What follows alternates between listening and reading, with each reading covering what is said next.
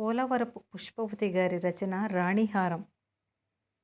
విజయ మనసంతా అతలాకుతలంగా ఉంది. పరిపరి విధాలుగా నచ్చచెప్పే ప్రయత్నం చేసినప్పటికీ మనసు మాత్రం దగదగ మెరిసే ఆ రాణిహారం చుట్టే తిరుగుతూ ఉంది. అంత అందమైన హారం వేసుకున్న భాను ఎంత అదృష్టవంతురాలో అని వాపోతుంది మనసు. ఉదయం తను అత్తగారి కోసం మందులు తేవటానికి మందుల షాపుకు వెళ్తుంటే అప్పుడే వచ్చింది దగదగా మెరుస్తూ కొత్త స్విఫ్ట్ కారు.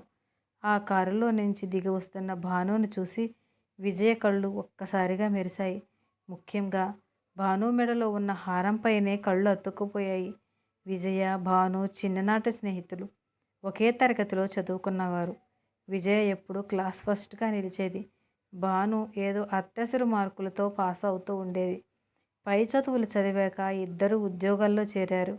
కానీ పెళ్ళైన తరువాత విజయ ఉద్యోగంలో కొనసాగలేకపోయింది. విజయ ఒక సగటు గృహిణి. భర్త తెచ్చే సంపాదనతో గుట్టుగా సంసారాన్ని నడిపే మంచి భార్య. అత్తమామలకు సేవ చేస్తూ భర్త పిల్లలతో సంతోషంగా గడపటంలో సిద్ధహస్తురాలు. అసంతృప్తి, అత్యాశ అంటే తెలియని ఉత్తమురాలు. కానీ ఎప్పుడో విడిపోయిన తన చిన్ననాటి స్నేహితురాలి వైభవాన్ని చూసి విజయ మనసు కలత చెందింది. ఇద్దరు స్నేహితురాళ్ళు కాసేపు మాట్లాడుకొని మళ్ళీ కలుద్దాం అనే వాగ్దానంతో ఎవరి ఇళ్లకు వాళ్ళు వెళ్ళిపోయారు. తను భానుకి ఏ విషయంలోనూ తీసిపోదు. అందం, చదువు అన్నింటా ఒక మెట్టు పైనే ఉంటుంది. అయినప్పటికీ ఈరోజు భానుకి ఉన్న హోదా తనకు లేదాయే అని మనసు చివుక్కుమంది. ఇంటికి తిరిగి వచ్చిన విజయ అత్తగారికి మందులు ఇచ్చి మామగారికి పిల్లలకి భోజనం పెట్టి కాస్త ఖాళీ సమయం దొరకగానే నడుము వాల్చింది. మళ్ళీ భాను మెడలో ఉన్న రాణిహారం, అలాగే భాను దిగి వచ్చిన కారు కళ్ళ ముందు ప్రత్యక్షమయ్యాయి. ఎప్పుడో తన పెళ్లినాడు కన్నవారు చేయించిన చిన్న నెక్లెసు, అత్తవారు చేయించిన నల్లపూసల గొలుసు, ఒక మంగళసూత్రం ఇవే తన ఆభరణాలుగా మిగిలిపోయాయి. ఆ తర్వాత ఎప్పుడూ బంగారం వైపు చూసే అవకాశమే తనకు రాలేదు. ఒకసారి కొత్తగా హారాల ఫ్యాషన్ వచ్చినప్పుడు తను కూడా హారం చేయించుకోవాలి అనుకుంది. భర్త సహకారంతో కొంత పైకం సమకూర్చింది. అంతలోనే ఇంటిలో అనుకోని ప్రమాదం జరిగింది. అత్తగారు మెట్ల మీద నుంచి జారిపడిపోయారు. వెన్నుముక దెబ్బతింది. ఆపరేషన్ చేయించాల్సి వచ్చింది. చాలా డబ్బు ఖర్చయిపోయింది. అంతే, ఆ దెబ్బకు హారం చేయించుకోవాలి అన్న ఆలోచన మరుగున పడిపోయింది. అలా హారం చేయించుకునే అవకాశం చేజారినందుకు విజయ ఎప్పుడూ బాధపడలేదు. ఎందుకంటే అత్తగారంటే విజయ్కి పంచప్రాణాలు. కన్నతల్లిని కూడా మరిపించేటంత గొప్పవారు విజయ అత్తగారు. పెళ్ళైన కొత్తలో భయం భయంగా తెల్లవారుజామునే లేచి స్నానం చేసి వంటగది వైపు వెళుతూ ఉంటే అత్తగారు పిలిచి, "నువ్వు మీ అమ్మ వాళ్ళ ఇంట్లో కూడా ఇలానే చేస్తావా?" అని అడిగారు. "లేదండి, అక్కడైతే అమ్మ అన్నీ చేసేస్తుంటుంది. నేను 5 గంటలకు లేచి యోగా చేసుకుంటానని" చెప్పింది విజయ. "మరి ఇక్కడ ఎందుకు ఇంత చీకటితో లేచావు? అక్కడ అమ్మ వాళ్ళ ఇంట్లో ఎలా ఉన్నావో ఇక్కడ కూడా నువ్వు అలాగే ఉండొచ్చు. ఇది నీ ఇల్లు. నువ్వు ఈ ఇంటి మహారాణివి" అని అత్తగారు ప్రేమగా దగ్గరకు తీసుకొని అంటుంటే విని విజయ్కి ప్రాణం లేచి వచ్చినట్టయింది. ఎందుకంటే పెళ్ళి కుదిరినప్పటి నుంచి అందరూ ఇలా ఉండకు, అలా ఉండకు, అత్తారింటిలో అలా ఉంటే పనికిరాదు అని చెప్పిన వాళ్ళే. దాంతో పెళ్ళి అవుతుంది అన్న ఆనందంతో పాటే ఒక రకమైన భయం కూడా ఏర్పడింది. అత్తగారు తన ప్రేమతో ఆ భయాన్ని పోగొట్టేశారు. అప్పటి నుంచి విజయ, ఆమె అత్తగారు సొంత తల్లి కూతుళ్ళలా ఉండేవాళ్ళు. విజయ పెళ్ళైన తర్వాత కూడా ఉద్యోగంలో కొనసాగాలని అనుకుంది. అత్తగారు కూడా సరే అన్నారు. కానీ వెంటనే గర్భం దాల్చడంతో ఉద్యోగం చేసే ఉద్దేశం విరమించుకుంది. రిస్క్ ప్రెగ్నెన్సీ అని డాక్టర్ గారు చెప్పినప్పుడు అత్తగారు కాలు కింద పెట్టనివ్వకుండా కంటికి రెప్పలా చూసుకున్నారు. అలా ఇటు కన్నవారు, అటు అత్తింటి వారి ప్రేమల నడుమ విజయ 2 పిల్లల తల్లి అయింది. పిల్లలు కాస్త పెద్దయ్యాక, "ఇక పిల్లల సంగతి నేను చూసుకుంటాను, నువ్వు కోరుకున్న ఉద్యోగానికి వెళ్ళొచ్చు" అన్నారు అత్తగారు. ఆ మాటలు విని విజయకు అంబారీ ఎక్కినంత పని అయింది. వెంటనే ఉద్యోగాల వేటలో పడింది. భర్త కూడా అందులో విజయ్కి సహకరిస్తున్నాడు. అంతలోనే అనుకోని ప్రమాదం జరిగింది. అత్తగారు మంచాన పడ్డారు. అలా అత్తగారిని మంచం మీద వదిలేసి, చిన్నపిల్లలను గాలికి వదిలేసి తను ఉద్యోగం చేసి వెలగబెట్టేది ఏముంది అనుకుంది విజయ. పరిస్థితులు అనుకూలిస్తే ఉద్యోగం ఎప్పుడైనా చేయొచ్చు. కానీ ఉద్యోగం చేయాలన్న తన సరదా కోసం స్వర్గం లాంటి తన ఇంటిని అస్తవ్యస్తం చేయటం ఇష్టం లేక ఉద్యోగం చేసే ఆలోచనని మరోసారి విరమించుకుంది.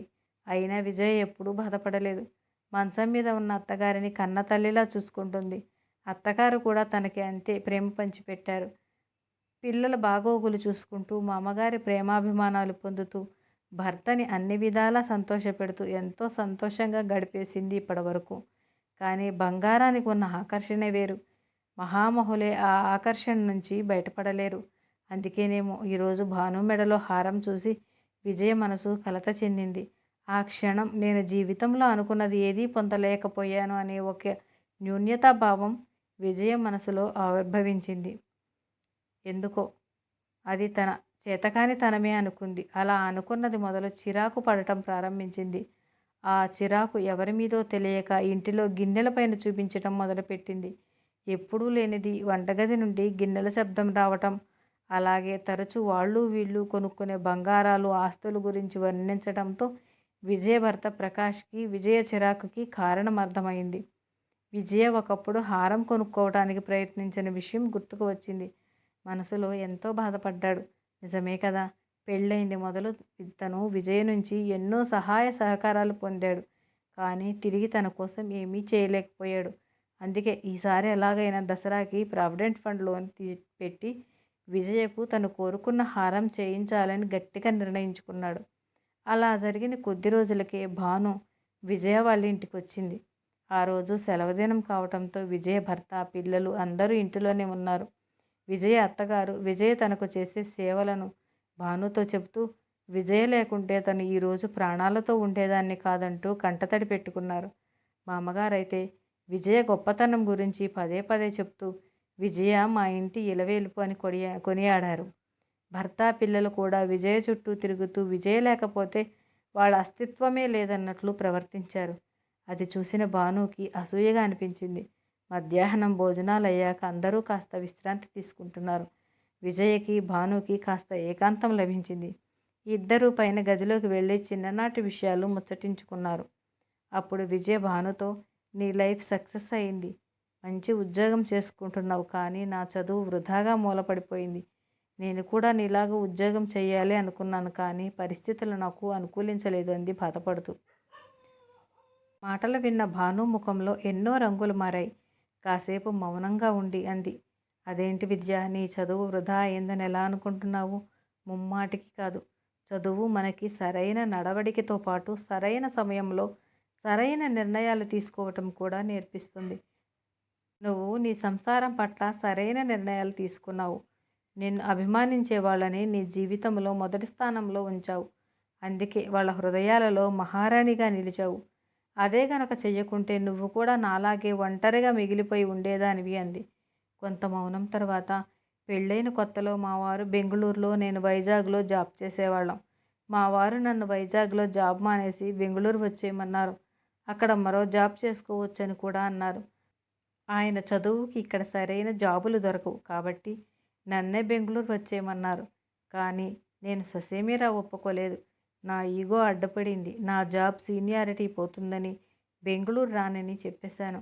అలా వైజాగ్లో నేను, బెంగుళూరులో మా వారు చాలా కాలం ఉండిపోయాం. వైజాగ్ సొంత ఊరు కనుక అత్తగారు, మామగారు నాతోనే ఉండేవారు. అత్తగారికి కీళ్లవాతం, నడవటానికి చాలా బాధపడేవారు. అయినా ఎలాగోలో పాపం పనులు చేసుకునేవారు. మామగారు కూడా ఆస్తమాతో బాధపడేవారు. నేను ఆఫీసు నుంచి వచ్చేసరికి వారిద్దరి అవస్థ చూసి నాకు చిరాకు అనిపించేది. వాళ్ళని జాగ్రత్తగా చూసుకోవాల్సింది పోయి వాళ్ళని విడిచిపెట్టి నేను హాస్టల్కి వెళ్ళిపోతానని మా వారితో చెప్పాను. అలా చేస్తే ఊరిలో జనాలు రకరకాలుగా మాట్లాడతారని, నన్ను ఆడిపోసుకుంటారని పాపం మా వారే ఓ మెట్టు దిగి తనే బెంగళూరు నుంచి వైజాగ్ వచ్చేసి తను చేసే ఉద్యోగం కంటే తక్కువ స్థాయి ఉద్యోగంలో అత్తగారిని, మామగారిని చూసుకోవటానికి పని వాళ్ళని పెట్టాం. మా వారు కూడా వాళ్ళ అమ్మా నాన్నల పట్ల చాలా జాగ్రత్త వహించేవారు. కానీ ఎందుకో వాళ్ళని నా వాళ్ళు అనుకొని ఎప్పుడూ సేవ చేయలేకపోయాను. నా ప్రవర్తనకు మా వారి మనసు తీవ్రంగా గాయపడినప్పటికీ నన్ను ఏమీ అనలేదు. కానీ మా ఇద్దరి మధ్య ఒక రకమైన దూరం ఏర్పడింది. ఆ విషయం అర్థమైన ఆ దూరాన్ని తగ్గించే ప్రయత్నం చేయలేదు నేను. మా ఇద్దరి మధ్య సమన్వయ లోపం వల్ల మా బాబుని చిన్నప్పుడే హాస్టల్లో పెట్టేశాం. మోడుబారిన కొడుకు జీవితాన్ని చూసి లోలోనే కుమిలిపోతూ మౌనంగా రోధిస్తూ అత్తగారు, మామగారు ఏడాదిలోపే కాలం చేశారు. దానితో మా వారికి నా మీద ఉన్న ఆ కాస్త ప్రేమ కూడా లేకుండా పోయింది. బతికుండగా వాళ్ళ అమ్మానాన్నల్ని నేను చూసుకోలేదన్న బాధ ఆయనలో ఎప్పటికీ మిగిలిపోయింది. మా మధ్యన దూరం పూడ్చలేనంతగా పెరిగిపోయింది. చిన్నప్పటి నుంచి బోర్డింగ్ స్కూల్లో చదవటం వలన ఏమో గాని బాబు మమ్మల్ని అభిమానించే అమ్మానాన్నల్లా చూడలేకపోయాడు. ఇంటిలో ఉన్నంతసేపు తన గదికే పరిమితమైపోతాడు. అలా ఒక ఇంటిలో ఉంటున్న మేము ముగ్గురం ఎవరికి వారుగా మిగిలిపోయాం. రాజేష్, అదే మా వారు.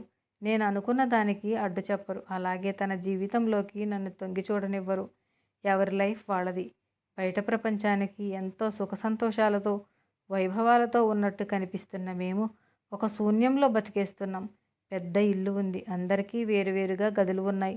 ఒక్కొక్కరికి 2 కార్లు ఉన్నాయి. కానీ అందరం ఒకటిగా లేము.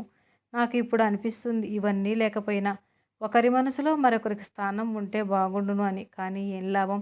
చేతులు కాలాక ఆకులు పట్టుకున్నట్టు అయింది నా బతుకు. నిన్ను అంతలా ఆకర్షించిన ఈ హారం వేసుకొని అద్దంలో నాకు నేనే చూసుకోవాలి తప్ప నన్ను చూసి మురిసిపోయేవాళ్ళు లేరు. కానీ చంద్రబింబం లాంటి నీ ముఖాన్ని చూసి నిన్ను గుండెల్లో దాచుకోవడానికి మీ ఆయన అనుక్షణం నీ చెంతనే ఉన్నారు. ఇప్పుడు చెప్పు విజయ, నేను సంపాదించినది గొప్పదా, నువ్వు సంపాదించినది గొప్పదా? నీ చదువు పనికి వచ్చిందా, నా చదువు పనికి వచ్చిందా? నీది కదా అసలైన సంపాదన. మరి ఏమీ చేతగాని దానిని అంటూ బాధపడతావేమిటి అంటూ భాను దిగులుగా తన సుదీర్ఘమైన మాటలను పూర్తి చేసింది. భాను మాటలు విన్న విజయకి కనువిప్పు కలిగింది. మనసు కుదుట పడింది. అపరాధ భావంతో తల్లడిల్లిపోయింది. క్షణిక ఆకర్షణకి గురై తన బుద్ధి ఎందుకు అలా దారి మళ్ళింది అని దిగులు పడింది. ఒక్కసారి వెనక్కి ఆలోచించింది. అత్తగారికి యాక్సిడెంట్ అయినప్పుడు ఆమె ఎక్కువ రోజులు బతకదని అందరూ అన్నారు. కానీ తను అనుక్షణం ఆమె పక్కనే ఉంటూ మానసిక ఆలంబన ఇస్తూ 8 ఏళ్ళు కాపాడుకోగలిగింది. ఇప్పుడు అత్తగారు కాస్త మామూలు మనిషి అవుతున్నారు. చిన్న చిన్న అడుగులు వేసి నడుస్తున్నారు. ఇదంతా తన సంపాదన కాదా? ఇప్పుడు విజయ మనసు చాలా తేలికపడింది. తను జీవితంలో ఎంతో సంతోషంగా ఉన్నట్టు తెలుసుకుంది. ఇక ముందు కూడా తన కుటుంబంతో ఇలాగే సంతోషంగా గడుపుతానని నిర్ణయించుకుంది. మనస్ఫూర్తిగా రాణిహారానికి గుడ్ బై చెప్పింది. నా కథ మీకు నచ్చినట్లయితే లైక్ చేయండి, షేర్ చేయండి, సబ్స్క్రైబ్ చేయండి మరియు కామెంట్ చేయండి. Thank you.